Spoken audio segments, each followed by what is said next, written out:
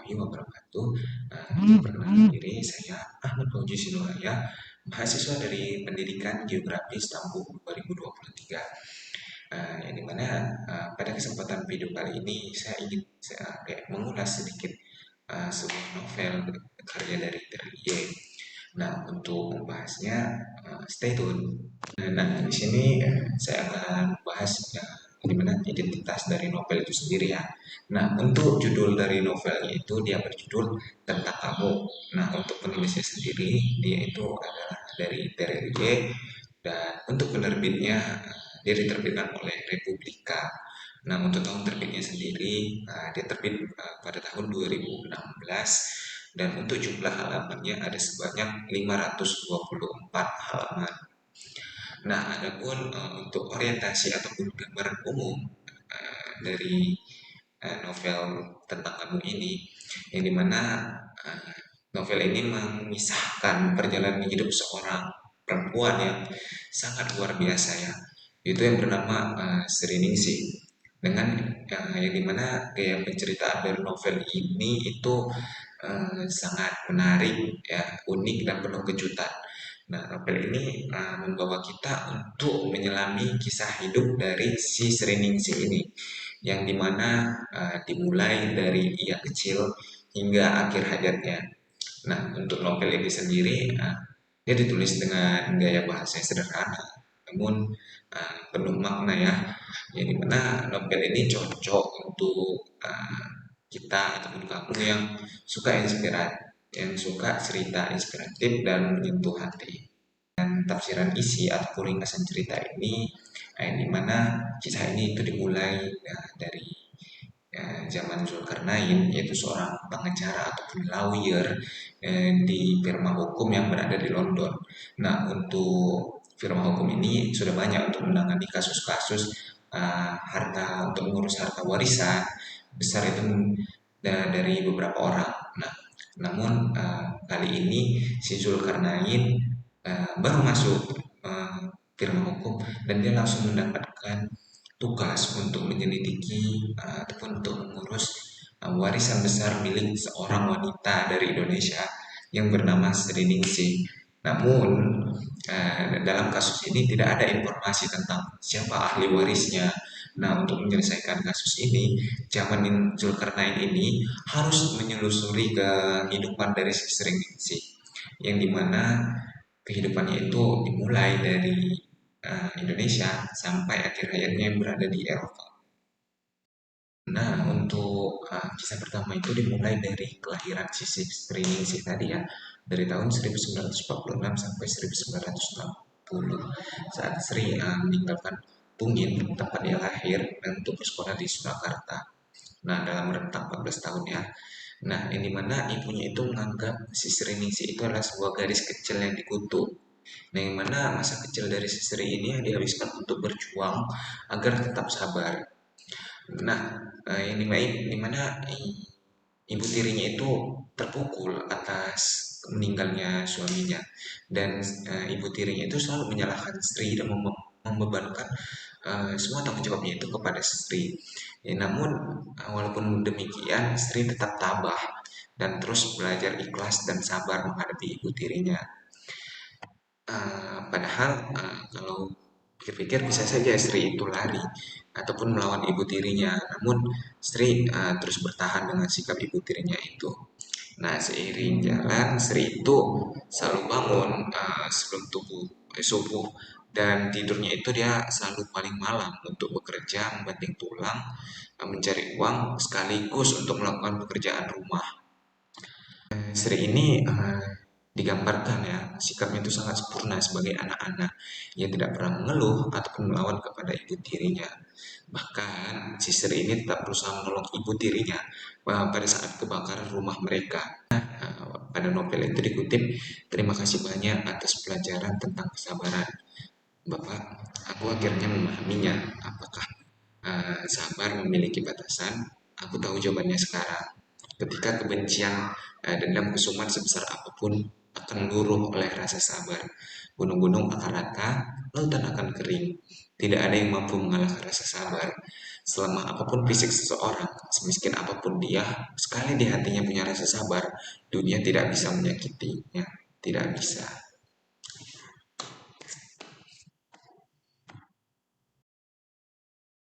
Untuk kehidupan keduanya dari si Sriningsih ini, dia membahas mengenai tentang persahabatan, yang dimana perjuangan Sriningsih ini dalam mempertahankan persahabatannya. Setelah kebakaran rumah yang menewaskan ibu tirinya tadi, Sri dan adiknya Trimulta itu pergi bersekolah ke madrasah Kiai Maksum Surakarta. Ya, di sana Sri ini mendapatkan yang sahabat ini menjadi awal petaka bagi kehidupan si Sri. Pada awalnya Sri, Nuraini, dan Sulastri ini bersahabat dekat. Namun semua berubah setelah keirian dan kedengkian menyelimuti hati dari Sulastri. Muak dengan Nuraini dan suaminya, Sulastri dan suaminya minggat dari madrasah dan bergabung dengan kelompok komunis yang saat itu sedang hangat-hangatnya di Indonesia. Sulastri ini pun berubah dengan menjauh dari nilai-nilai agama. Kan mereka itu dulunya belajar di tempat agama ya. Sebagai sahabat, si Sri ini pun terus berjuang untuk terus meyakinkan Sulastri agar kembali ke madrasah. Namun semua usaha dari Sri ini gagal, yang dimana kedengkian Sulastri ini makin menjadi-jadi ya, dengan pengaruh dari paham komunis tersebut. Nah, bahkan kelompok dari Sulastri ini juga menyerang madrasah dan membunuh semua orang yang ditemunya, tak terkecuali keluarga Kiai Maksum dan adik Sri sendiri, yaitu Trimulta. Trimuta. Setelah kejadian yang menyakitkan tadi terjadi di madrasah Kiai Maksum, Sri ini bertolak ke Jakarta. Nah, di persaat bertolaknya Sri ke Jakarta ini memulai juz ketiga yang mana tentang keteguhan hati. Tidak seperti saat pertama kali ke Surakarta, di Jakarta ini sendiri Sri tidak memiliki tempat angkat tuju. Nah, di sana keteguhan hati dari si Sri ini benar-benar diuji. Nah, setelah sampai Jakarta, Sri ini mencoba mencari pekerjaan. Nah, di Jakarta sendiri, Sri ini memulai usaha itu dengan usaha berjualan dengan gerobak dorong. Nah, seiring berkembangnya waktu, usaha Sri ini berkembang pesat. Namun, beberapa tahun kemudian, banyak yang meniru cara berjualan Sri. Nah, akhirnya Sri ini banting setir dari berjualan dengan menggunakan gerobak sorong. Akhirnya Sri ini menjual semua gerobak dorongnya itu dan memulai yang namanya rental mobil atau usaha Rahayu Car Rental. Ya, yang mana setelah usaha ini dibuka, usaha rental mobil ini juga berkembang pesat. Namun, eh, lagi-lagi si Sri ditimpa ujian. Pada saat itu, adanya masa yang berdemo di Jakarta mengamuk dengan membakar semua produk keluaran Jepang, termasuk mobil-mobil rental yang dimiliki oleh Sri. Nah, dalam sehari saja semua usahanya itu habis. Ini benar bisa dikatakan Sri ini bangkrut. Nah, karena karena ketidakmudahan nyerah Sri ini, dia pun mencari pekerjaan lagi, yaitu dia bekerja di tempat perusahaan sabun cuci Jakarta. Nah, karena keteladanan dan keuletannya dalam bekerja, bos Sri ini mengirimkan Sri ke Singapura untuk belajar produk toileters. Itu berkat pemahaman dan pengalamannya selama bekerja di pabrik sabun cuci. Nah, Sri ini kembali membangun usaha sabun mandi yang ia beri nama Rahayu. Berkat visi misinya yang jelas dan konsisten, usaha sabun mandi dari Sri ini juga berkembang pesat dan bahkan mampu menyaingi perusahaan multinasional. Namun, di balik kesuksesan Sri ini, lagi-lagi masalah datang menimpa Sri, yang dimana Sulastri, teman lama dari Sri Ningsih ini, bebas dengan cara menyuap polisi. Nah, Sri ini terbayang-bayang lagi yang namanya hantu masa lalu. Nah, karena tujuan Sri ini untuk eh, berjuang untuk menyelamatkan orang terdekatnya dari ancaman Sulastri. Nah, dia malah melarikan diri dari Jakarta, yaitu dengan cara pergi ke London ataupun ke Eropa. Nah, di sini timbul pertanyaan, kenapa Sri harus repot-repot kabur ke Eropa? Seharusnya kan Sri bisa saja melaporkan kembali Sulastri. Padahal saat itu kan Sri sudah menjadi orang yang sukses di Jakarta. Namun tekad Sri sudah bulat dan dia menjual perusahaannya dengan cara sistem SPV dan dia pergi ke Eropa.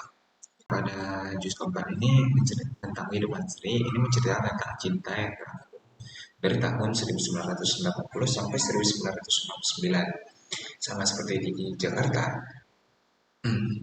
di London, Sri juga tidak mempunyai tempat yang akan dituju. Dengan berbekal sedikit uang yang bawa, Sri pun menyewa sebuah penginapan murah sambil terus mencari pekerjaan di London. Karena termasuk minoritas dan bukan imigran, Sri sulit untuk mencari pekerjaan. Ditambah dengan visanya sudah habis. Beruntungnya ada perusahaan mobil bertingkat di London yang pekerjaannya kebanyakan imigran dari Polandia yang mau menerima Sri bekerja di sana. Sri yang Sri yang pernah ketika di madrasah pernah belajar mengendarai mobil. Selain itu kan juga Sri mempunyai pengalaman rental mobil. Nah, uh, hal ini membuat rental mobil menerima Sri untuk menjadi supir mobil bertingkat di London. Nah, karena telah mendapatkan pekerjaan.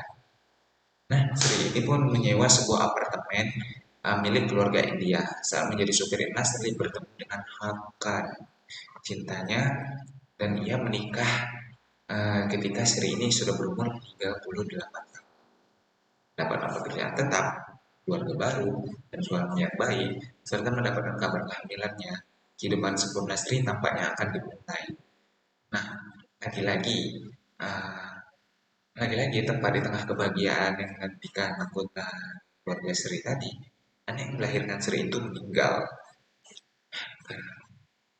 karena suami dan istri ini memiliki resus yang berbeda, sehingga membuat bayi mereka tidak bertahan lama. Nah, Sri ini pun kembali teringat julukan gadis kecil yang dikutuk. Ketika lahir ibunya meninggal, dan sekarang ketika ia melahirkan malah anaknya yang meninggal. Di saat Sri berhasil menerima kenyataan tersebut, kini masalah lain menimpa ketabahan Sri. Tepat setelah 2 tahun kebahagiaan anak keduanya, suami Sri juga ikut menyusul, yaitu meninggal. Sri kembali berjuang dan bangkit untuk melanjutkan hidupnya. Pada saat Sri yang menerima semua ujian yang ditimpanya dan bisa menjadi Sri yang periang, Sri kembali melarikan diri, sama seperti di Jakarta. Sri menyebutnya hantu masa lalu. Sri hanya meninggalkan sepucuk surat untuk keluarga India yang telah menjadi keluarganya, lalu melarikan diri ke Paris. Sri juga meninggalkan semua kekayaan perusahaan yang dimiliki suaminya kepada keluarga India tersebut. Nah, kenapa Sri harus melarikan diri? Padahal kan di London itu kan Sri sudah mempunyai keluarga dan bisa saja Sri itu bercerita kepada keluarganya dan mencari solusi apa dan bagaimana yang bisa dilakukan oleh Sri. Namun keputusan Sri sudah bulat dan dia pergi ke Paris. Nah, tempat pelarian Sri ke Paris, di sini juz kelima Sri itu dimulai yang dimana tentang memeluk semua rasa sakit. Tepat pada tahun 2000 di kota Paris, Sri tinggal di sebuah panti jompo. Nah, panti jomponya itu sendiri, dia bernama La Grace Maison de Retreat. Selama tinggal di Paris, dan ini mendaftar sebagai guru tari tradisional di sebuah sekolah. Nah, berkat bakat dan usahanya serta kegiatannya, Sri berhasil membawa murid tarinya itu keliling dunia. Contohnya itu seperti ke Belanda, India, Amerika Serikat, Mesir, Australia, dan lain-lainnya. Nah, setelah pensiun dari guru tari, Sri mengisi hari-harinya dengan berkebun. Sri menyulap rooftop dan rooftop fan-nya itu menjadi greenhouse. Greenhouse dari bahan-bahan sederhana. Nah, di Paris, Sri berusaha menerima semua ujian rasa sakit dengan rasa sakitnya dengan penerimaan. Nah, Sri berusaha memeluk rasa sakitnya dari setiap fase kehidupannya di Pantai Jompo, La Crisis Maison de Retraite ini. Di mana pada Pantai Jompo ini sering mendapatkan teman baru, keluarga baru, dan kehidupan baru. Tapi masih sama sebelum-sebelumnya, Sri begitu tertutup dengan orang-orang ya, yang dekat dengannya. Sri tidak pernah berbagi cerita sedih dan masa lalu dengan keluarga barunya bahkan tentang kekayaan. Namun, di sini Sri membuat suatu kejutan dengan mempercayakan hartanya itu pada Badan Hukum Thomson, yaitu firma hukum tadi, yang terkenal prinsip-prinsipnya yang kuat. Surat warisan yang ia siapkan berhasil ditemukan oleh pengacara. Nah, inilah kejutannya. Sri membagikan harta warisannya kepada setiap orang yang pernah membantunya, mulai dari temannya di Pulau Bangit, sahabatnya di madrasah Kiai Mansur, hingga untuk panti jompo La Crisis Maison de Retreat. Nah, pada akhirnya inilah harga dari nilai juang Sri, yaitu rasa terima kasih. Di mana ada kutipan, ini mana perempuan bersahaja kelahiran Pulau Bungin itu selalu penuh kejutan. Dia tidak pernah sesederhana yang terlihat. Dia adalah wanita yang paling kokoh, paling brilian dalam kisah ini. Kita mungkin melihat Sri ini agak aneh kan. Namun perjuangan yang dilakukan Sri ini sungguh luar biasa gitu. Tidak terpikirkan oleh manusia-manusia pada umumnya. Nah, untuk kisah ini semakin menarik ketika zaman menemukan bahwa Sri memilih untuk tidak mewariskan hartanya kepada keturunan, melainkan untuk kepentingan sosial. Apa alasan diberikan keputusannya? Hal ini mengajak kita untuk menggali makna kehidupan lebih dalam. Nah, untuk evaluasi dari kelebihan dan kekurangan novel ini, untuk kelebihannya sendiri, alur campurannya itu yang menarik, di mana perpaduan antara alur maju dan mundur pembaca itu menjadi penasaran. Nah, selain itu, karakter Serenity yang inspiratif menjadi panutan untuk kita untuk mencontoh dari ketekunan dan ketabahan Sri Ningsih tersebut. Selain itu, gaya bahasa ringan dan menyentuh, cocok untuk semua kalangan pembaca. Nah, yang terakhir itu ada gaya pesan moral yang mendalam tentang perjuangan hidup, kejujuran, dan makna berbagi. Nah, kekurangannya sendiri dari novel ini adalah yang dimana beberapa plot itu kayak berasa diulang-ulang dengan sudut pandang yang berbeda. Nah, untuk keseluruhan dari cerita novel ini, dimana tentang kamu ini adalah novel yang sangat inspiratif dan penuh nilai kehidupan. Yang dimana Terelia ini berhasil menghadirkan kisah yang menyentuh dengan karakter kuat dan alur yang menarik. Bagi kamu yang menyukai novel dengan tema pelajaran hidup, perjuangan, dan makna berbagi, novel ini sangat direkomendasikan.